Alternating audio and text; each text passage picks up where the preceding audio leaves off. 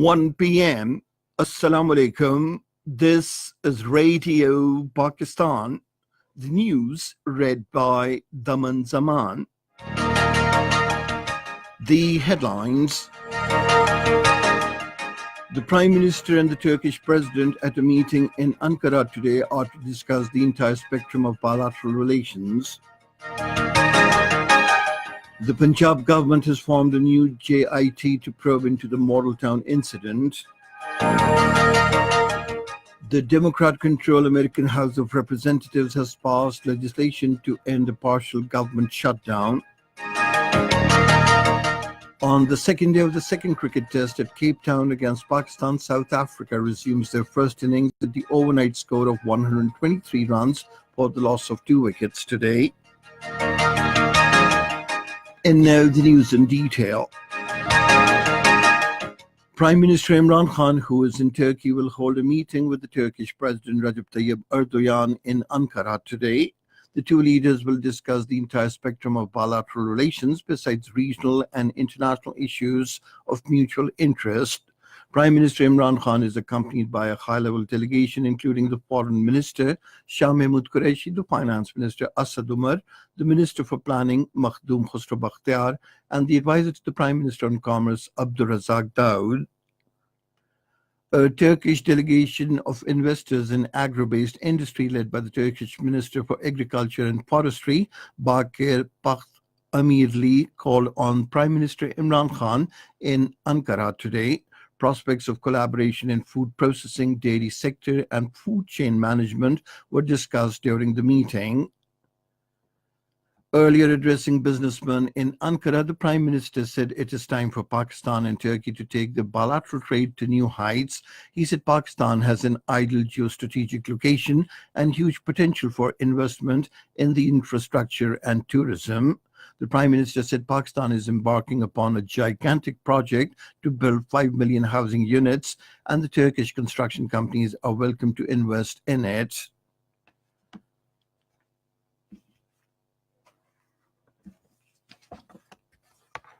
Prime Minister Imran Khan has assured the business community that their investments will be fully protected in Pakistan. He was addressing the business community in Ankara today. Our government is a government that now has, as a policy, we feel that wealth creation is what's going to take Pakistan out of our economic crisis. We feel that wealth creation is how we will be able to pay our debts. We feel that wealth creation is what is going to raise people out of poverty in Pakistan. The Prime Minister said we have set up an office at the Prime Minister's Secretariat to make it easier for the investors to invest in Pakistan. The Punjab government has formed a new JIT to probe into the Model Town incident. The Inspector General National Highways and Motorway Police A.D. Khwaja has been appointed the head of the joint investigation team.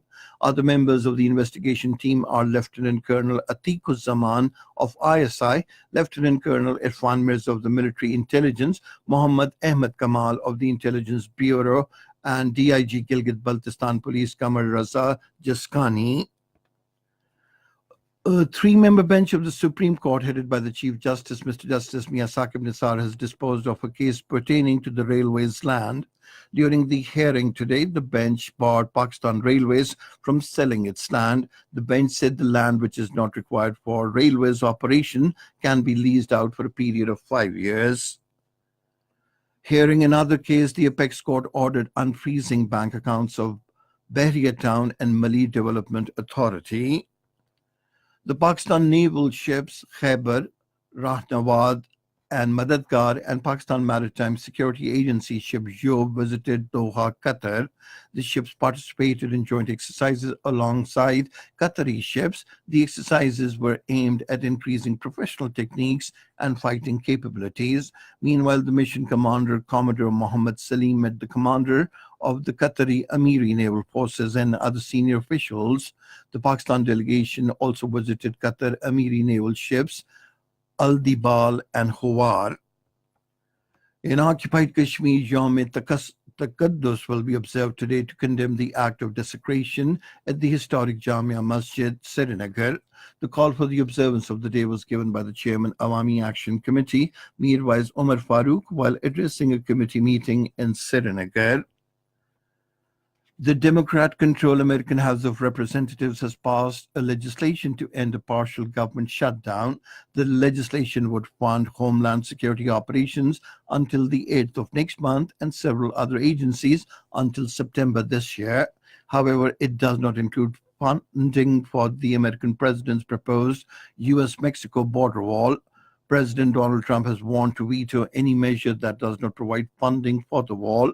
The partial American government shutdown began when the Congress and President Donald Trump failed to reach an agreement over a budget bill last month. An American delegation will visit China next week for talks aimed at diffusing the trade war between the world's two largest economies. It will be the first face-to-face meeting since the two countries agreed not to impose new tariffs for 90 days. Last year, China and the United States imposed tariffs on more than $300 billion worth of each other's goods. Cricket. On the second day of the second cricket test match at Cape Town against Pakistan, South Africa will resume their first innings at the overnight score of 123 runs for the loss of 2 wickets today. Pakistan in their first innings were bowled out for 177 runs. South Africa lead the 3-match series 1-0. And that is the end of this news bulletin. For more news and analyses, log on to our website, radio.gov.pk, and you can also watch live video streaming of our bulletins on the link, facebook.com/Radio Pakistan News Official.